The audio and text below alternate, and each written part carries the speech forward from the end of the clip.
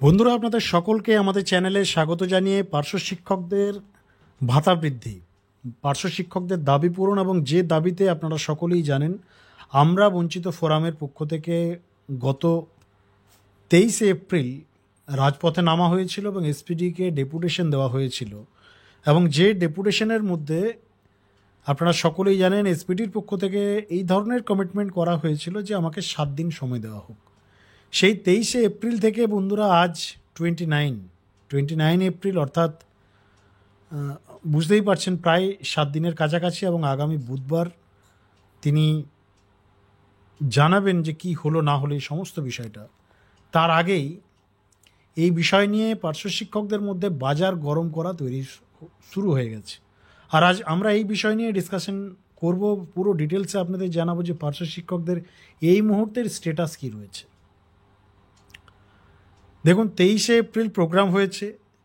23 এপ্রিলটা যদি আপনারা বাদ দিয়ে দেন, 24 তারিখ, 25 তারিখ, 26, 27, 28, 29, অর্থাৎ 4 আর 2 6 দিন, এখনও একদিন বাকি রয়েছে আগামীকাল। তার আগেই পার্শ্ব শিক্ষকদের মধ্যে একজন মহাবিচক্ষণ, মহাপণ্ডিত, অতি জ্ঞানী একজন পার্শ্ব শিক্ষক, দেখুন আপনারা সরাসরি এই মুহূর্তে আমাদের স্ক্রিনে দেখতে পাচ্ছেন, বিশ্বজিৎ রায়চৌধুরী। নামটা বিশাল বড়, খুব ফেমাস নাম, কিন্তু পেশায় পার্শ্ব শিক্ষক, যোগ্য অযোগ্য জানা নেই। তবে তিনি 7 দিনের আগেই, তার কাছে হয়তো 7 দিন হয়ে গেছে, তিনি আজকে পার্শ্ব শিক্ষক ঐক্যমঞ্চের গ্রুপে খুব ঘটা করে এবং বাজার গরম করার জন্য একটা পোস্ট করেছেন। তিনি নাম করে লিখেছেন যে মনোরঞ্জন মণ্ডল স্যার আজ সাংগঠনিক প্রতিশ্রুতির 7ম দিন। আগামীকাল 42,000 পার্শ্ব শিক্ষক শিক্ষিকা এসপিডি থেকে কোনো নিশ্চয়তা পাচ্ছেন? এই প্রশ্নটা তিনি করেছেন ইন্ডিভিজুয়াল কোট আনকোট ব্যক্তিগতভাবে মনোরঞ্জন মণ্ডল মহাশয়কে, যিনি এই মুহূর্তে আমরা বঞ্চিত ফোরামের একজন রাজ্য নেতৃত্ব বলতে পারেন। কিন্তু আমরা বঞ্চিত ফোরামের মধ্যে শুধুমাত্র মনোরঞ্জন মণ্ডল একা রয়েছেন বা তারই সমস্ত দায়িত্ব বা ফোরামটাকে তিনিই পরিচালনা করছেন, ব্যাপারটা কিন্তু তা নয়। বা পুরো দায়ভারটা তার একার, সেটাও কিন্তু নয়। আরও অন্যান্য সংগঠনগুলোও রয়েছে, তাদের নেতারাও রয়েছে। কিন্তু ইনি মহাশয় শুধুমাত্র মনোরঞ্জন মণ্ডল মহাশয়ের নাম নিয়ে এখানে পোস্ট করেছেন এবং তিনি বলছেন যে মনোরঞ্জন মণ্ডল স্যার আজ সাংগঠনিক প্রতিশ্রুতির 7ম দিন। কিন্তু একদম ভেতরের বিষয় যদি আমরা ডিসকাস করি, প্রতিশ্রুতিটা সাংগঠনিক ছিল না, প্রতিশ্রুতিটা দেওয়া হয়েছিল এসপিডির পক্ষ থেকে এবং কোনো প্রতিশ্রুতিও দেওয়া হয়নি। বলা হয়েছিল 7 দিন সময় দিন, কি হচ্ছে না হচ্ছে জানানো হবে আগামী বুধবার। বুধবারের আগেই এনার ঘুম ভেঙে গেছে। এবার সন্দেহ আছে 23 তারিখের প্রোগ্রামে ইনি আদৌ গেছিলেন কি না। এবং যে প্রশ্নটা ইনি করেছেন যে আগামীকাল 42,000 পার্শ্ব শিক্ষক শিক্ষিকা এসপিডি থেকে কোনো নিশ্চয়তা পাচ্ছেন কি না, এখানে কাউন্টার অবশ্যই প্রশ্ন করা যায় যে 42,000 পার্শ্ব শিক্ষক শিক্ষিকা কি আদৌ 23 তারিখের প্রোগ্রামে বা কর্মসূচিতে রাস্তায় নেমেছিলেন? লাস্ট 6 ডিসেম্বরের কর্মসূচিতে নেমেছিলেন? পেন ডাউন কর্মসূচি, স্কুল বয়কট কর্মসূচি, যে কর্মসূচিগুলো আমরা বঞ্চিত ফোরামের পক্ষ থেকে নেওয়া হয়েছিল বা ডাক দেওয়া হয়েছিল, সেই কর্মসূচিগুলোতে 42,000 পার্শ্ব শিক্ষক শিক্ষিকারা কি স্বতঃস্ফূর্তভাবে 100% পার্টিসিপেট করেছিলেন? যদি করে না থাকেন, তাহলে এই প্রশ্নটা করার কোনো পার্শ্ব শিক্ষকের রাইট নেই। হ্যাঁ, যারা প্রোগ্রামে গিয়েছিলেন তারা করতেই পারেন প্রশ্ন, এবং সেই প্রশ্নটাও যুক্তিসঙ্গত হবে।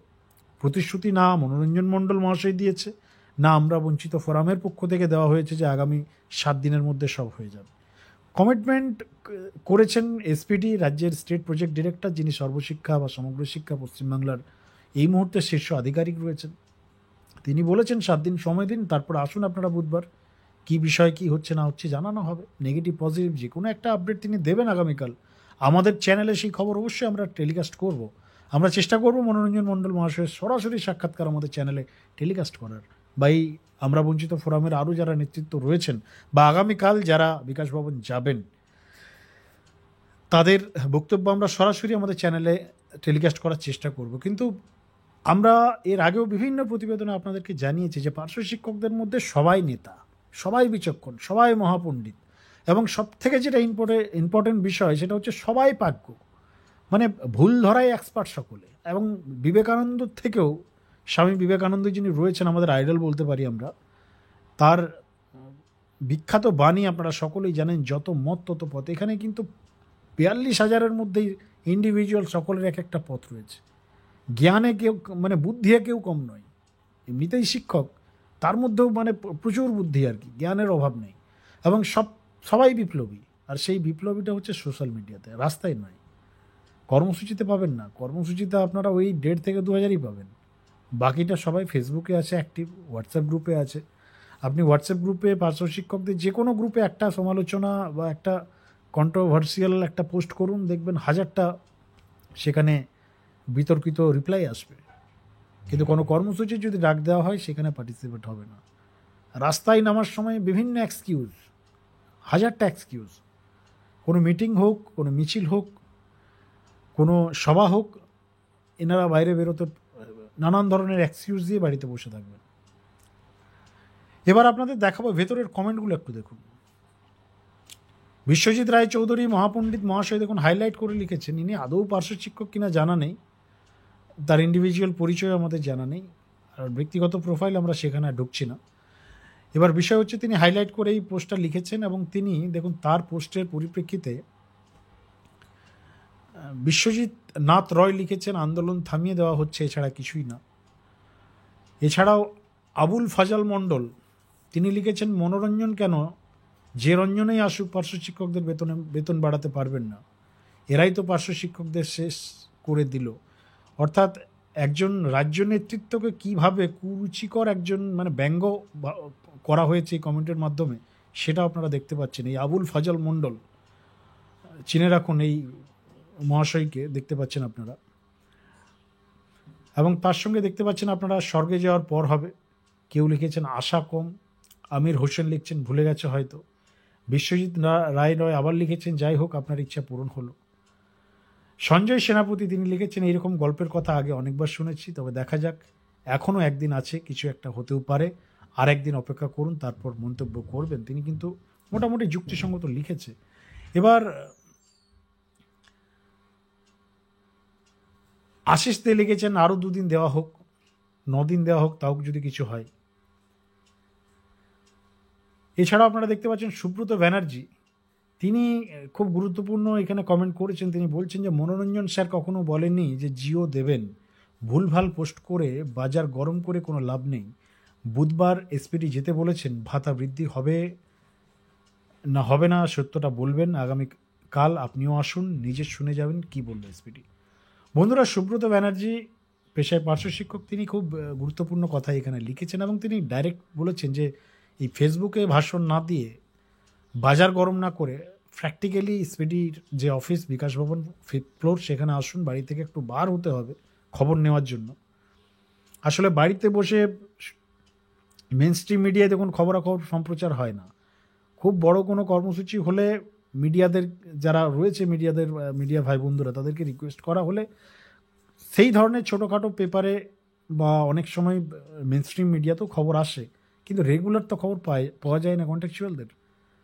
তাই বাড়িতে বসে ইউটিউব শুনতে সকলে ভালোবাসে আজকের ডেটে। আপনারা যদি আমাদেরও ভিডিওগুলো দেখেন, প্যারা টিচারদের এভরি ভিডিও 10,000, 15,000, 20,000 ভিউ হয়। কারা দেখে এই ভিডিওগুলো? সাধারণ মানুষের কোনো ইন্টারেস্ট নেই প্যারা টিচারদের খবরে, প্যারা টিচাররাই শোনে। তো বিষয় হচ্ছে, একদম কারেক্ট কথা ইনি লিখেছেন, এবং তিনি পরিষ্কার বলছেন যে বাজার গরম না করে এসপিডির কাছে আপনি আসুন এবং দেখে যান এসপিডি কী বলছে।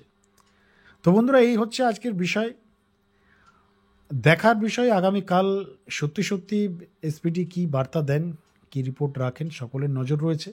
কিন্তু তার আগেই যাদের ঘুম ভেঙে গেছে এবং যারা বাজার গরম করার চেষ্টা করছে এবং এখন থেকে নেগেটিভিটি ছড়ানোর চেষ্টা করছে এবং সরাসরি কোট অ্যান্ড কোট ইন্ডিভিজুয়ালি কোনো রাজ্য নেতাকে ইন্ডিকেট করে এই ধরনের পোস্ট যারা করছেন, তাদের বিষয়ে আপনাদের কি মতামত অবশ্যই লিখে জানান আমাদের কমেন্ট সেকশনে, এবং খুব শীঘ্রই রিলেটেড আরও বিস্তারিত ভিডিও আমরা নিয়ে আসছি।